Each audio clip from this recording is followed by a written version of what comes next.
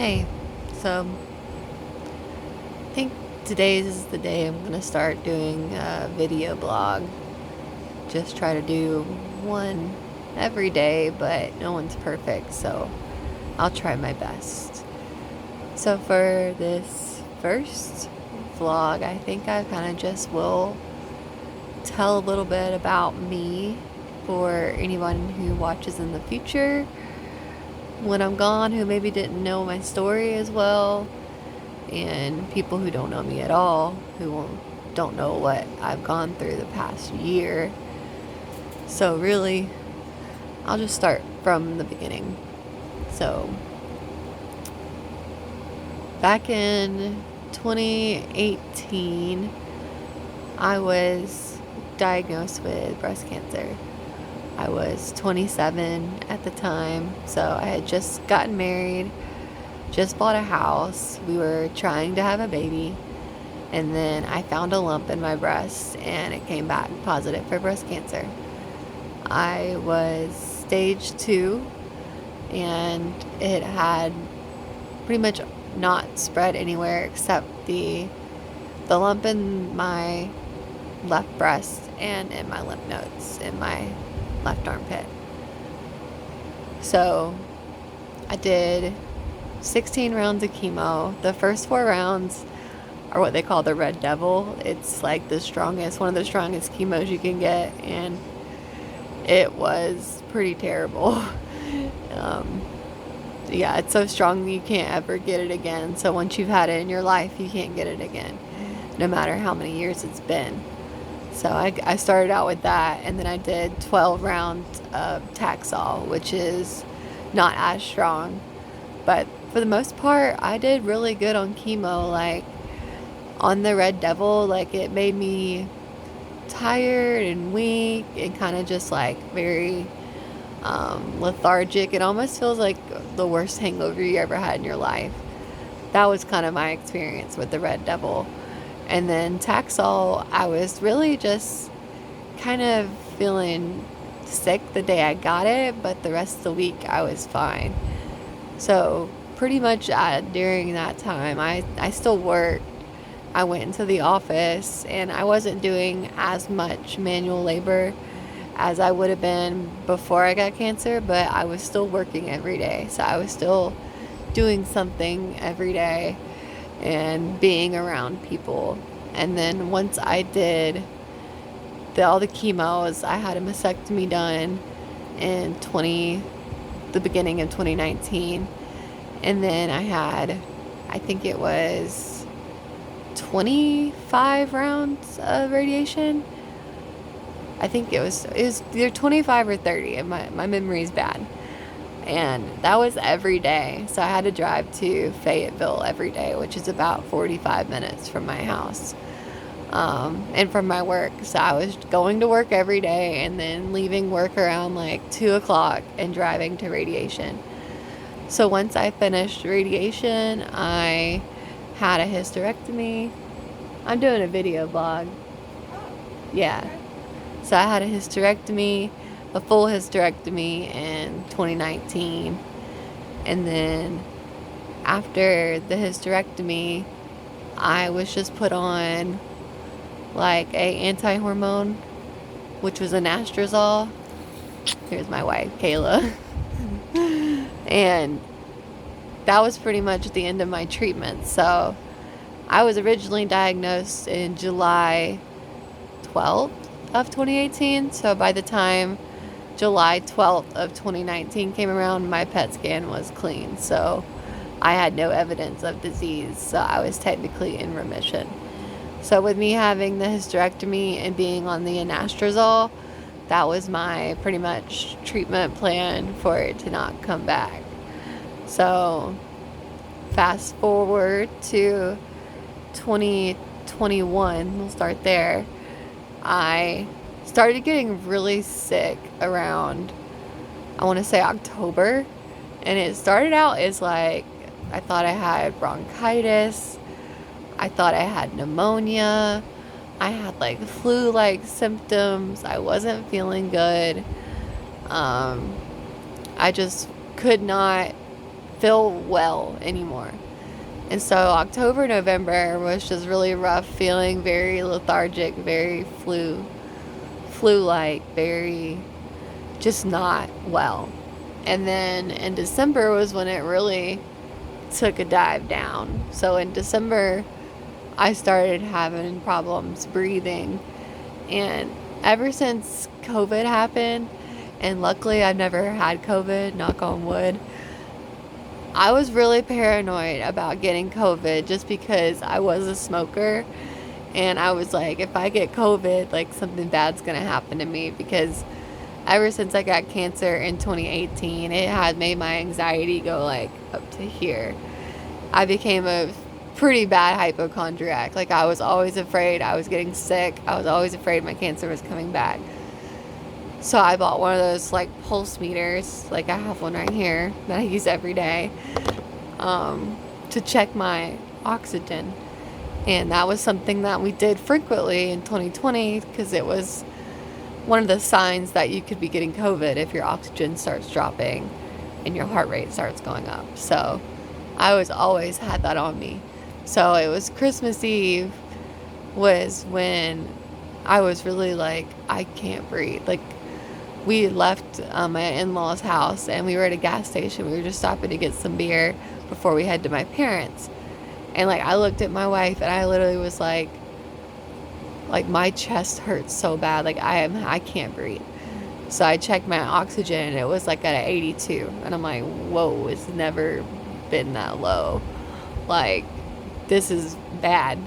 So I was just taking some deep breaths, trying to, calm my body and get my lungs to fill up. And I ended up getting it to like the low 90s, which is still not the best, but it was better than it was. And then Christmas Day came around and I was having such a hard time breathing. Like, when I was talking, I was panting. So I was like every time I would say a word. And I was almost sounded like I had been at a concert. Like, my voice was gone and I was really struggling to get my words out without feeling out of breath. And so I took COVID test. It's not COVID. I took the flu test, not the flu. And this is right around the time that Omicron came out, which was a strain of COVID that was pretty scary when it came out. It was making a lot of people sick, especially young people were getting it. And it was making them sick, like hospitalized. So it was kind of impossible to get in the hospital. And I didn't really want to go to the hospital because I didn't want to get COVID. So, and this is 2021. This is a year after the original outbreak. So the following week, so I was supposed to go to, I think, Pigeon Forge or Gatlinburg for my birthday. I ended up canceling, told my wife I can't go. Like, I don't want to go when I'm having a hard time breathing. Like, I won't have fun. Like, I'm just going to be anxious being away from my house and my hometown. I'll be anxious. So we didn't go. We skipped it. And I had that following week off. And so I just stayed at my mom's house and was just on her couch checking my oxygen. And I couldn't get it above a 93. It was like a 93, 94. And that week I had scheduled to I had a capsular contracture on my implant from my mastectomy. And what that is when your muscles in your breast will surround the implant and pull it towards your chest. So it was pulling it towards my chest, and that was also affecting me where I felt like I couldn't breathe. And it was making it really rock hard. So it was painful. And so I had a surgery to get that removed. It's to get that hard tissue that was attacking the implant removed. And so I didn't really say anything to my doctor about me like having issues with my oxygen because I was still able to talk, walk, get around fine. But I woke up from recovery. That's when I was like really said, okay, something's wrong, because woke up from recovery and my oxygen was like in the 70s and I was panting, like could not breathe, could not catch my breath. All I could do was like take that, all my lungs would do. I could only take short breaths. I could not take a deep breath. And so I ended up going to like call MD Live, which is a thing we have where you can call and talk to a doctor. And I was telling them all my symptoms, and they were like, you need to go to the hospital. I'm like, okay. So I tried to go to the hospital that day. And the waiting room was so full that people were waiting outside. Everybody in there was coughing and sneezing with COVID. I checked in, and I was like, there's no way I'm going to be seen. They probably don't even have beds. So I got really freaked out and really panicky, and I told my mom we need to go. So the next day, I went to another hospital, and we waited there for 12 hours. But I did get an x-ray done on my chest, and I did get blood work done. And we ended up waiting for 12 hours, and the reason that we were still waiting there is because there was no beds. So it was like 3 in the morning at this point. We're tired. We left because there's no beds. I'm not going to sit here and not know how long I can't get seen when there's no beds and I can't breathe. So we went home. I called MD Live again. I read them what the x-ray scan said, which said that I have a large pleural effusion in my right lung and a medium pleural effusion in my left lung, which I had no idea what the hell that was, because I've never even knew what a pleural effusion was at all. I've never heard of it. And apparently it's your lungs are in a sac, so your lungs they're just not free in your chest cavity. They're in like a little sac. And it's when fluid gets in the sac and it goes around your lungs. So it's making to where your lungs can't expand. And I had a large one in my right and a medium one in my left. So that would make sense as to why I was having problems breathing and taking deep breaths. So I called MD Live, and they were like, yeah, that's serious. You need to go to the hospital again. So finally, I don't go to the hospital. Let me backtrack. So that happens. Literally the next day, I have an appointment with my surgeon, because this is about like a week later, to go like a follow-up appointment with my surgeon. And he pulls me in there, and he's like, everything with your surgery went well. He was like, I had to give you stitches because when I pulled out the capsulated tissue, it burned your skin a little bit, and I had to stitch you up right underneath the breast area. And he was like, and he's like, I didn't know how to tell you this, but when I was in the right breast doing a bit of reconstruction like we planned, he's like, I found a small, very small lump, and we had that sent, and it tested positive for cancer.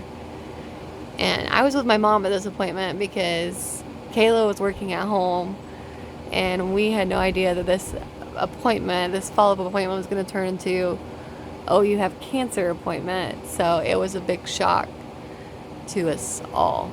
So my mom like literally gasped. I think I gasped. I'm like, like what? Again? I'm like, it's been 3 years since I've been in remission.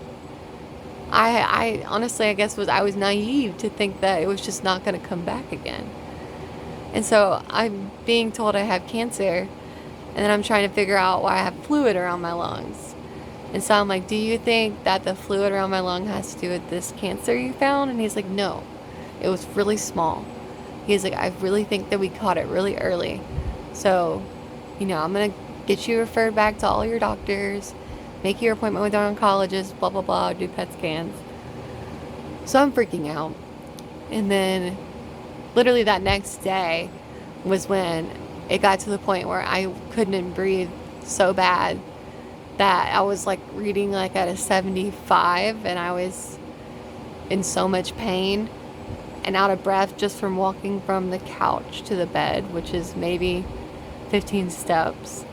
So my wife called a friend who has a brother who works at a hospital in Paulding County, which is about an hour and a half from us, and they had beds available. So that was how I ended up getting the fluid drained, was I went there and I got a bed. And that was when they tested it for cancer and all that. And they were like, if this comes back positive for cancer, that means it's stage 4, because that means that the cancer has gotten into your blood, and that's how it's spreading in your body. So once the cancer gets in your blood, you're stage 4 if it's breast cancer. So came back positive, so stage 4 breast cancer. And I left that hospital. Maybe a few days later, the fluid had already come back. So I had to go to my hospital locally here, and I was in the hospital for 12 days because they had to put catheters on both sides, on my sides, to go into my pleural area to drain fluid, because I was creating that much fluid, which is very, very scary, because pleural effusions are kind of the end stage of a cancer. So it's kind of where there's no turning back, really. That's the end of life stage. And it was really scary. But between January of last year, 2022, and I would say end of March were the worst months of my life. I was taking this chemo pill called Verzenio, which works great for some people, not for me. Made me so nauseous. I couldn't drink, I couldn't eat, I was throwing up. It was literally every day was misery for me. I've been on oxygen because of the fluid, and then I had so much damage to my lungs because of the fluid that I've really been on oxygen for over a year. I had a really great period in my treatment between April and October of 2022 where they switched me to IV chemo, and I did this IV chemo called Abraxane, and it was the best thing that could have happened to me. I think it honestly saved my life because it shrunk the cancer, it got rid of the pleural effusions, and I mean, I was draining like a liter from a lung every other day. That's how much fluid was there. So it dried all that up completely, which was amazing.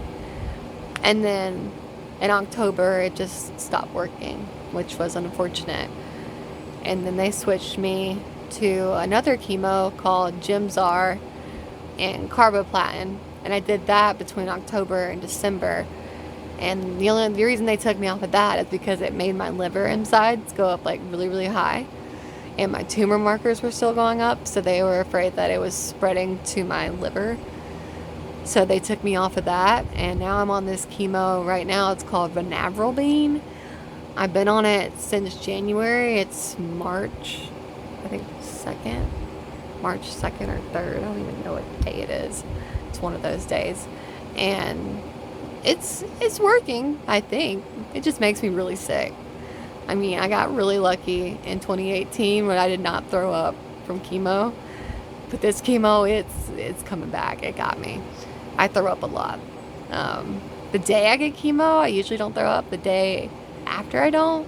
And the day after that, I usually don't. It's like the end of the week and my off week. Like, I did 2 in a row and I get 1 week off.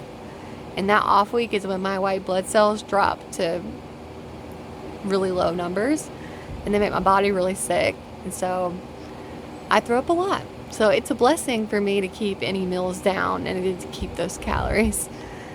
So it's been hard, but I get a PET scan in a few weeks, and I'm really hopeful that it will be stable and decreasing, resolving in areas. That's my goal. So that's kind of like where I'm at right now in my cancer. So stage 4, pleural effusions, end of life. Was really scary there. I still deal with pleural effusions. I have a catheter in right now, but I'm draining like very minimal, like maybe 100 milliliters a week, which is very low. And that's like pushing it. It's probably less than that. So I'm really thankful where I'm at right now, but it's still really hard. And I'm stable, which is what is important. But I wasn't given very long to live last year. I was told I should go on hospice. I was told I only had a few months left at best. So when I made it to my 1 year, I had a big fucking party. Because I'm like, I was pretty much told, you're dead. You know, start making your plans.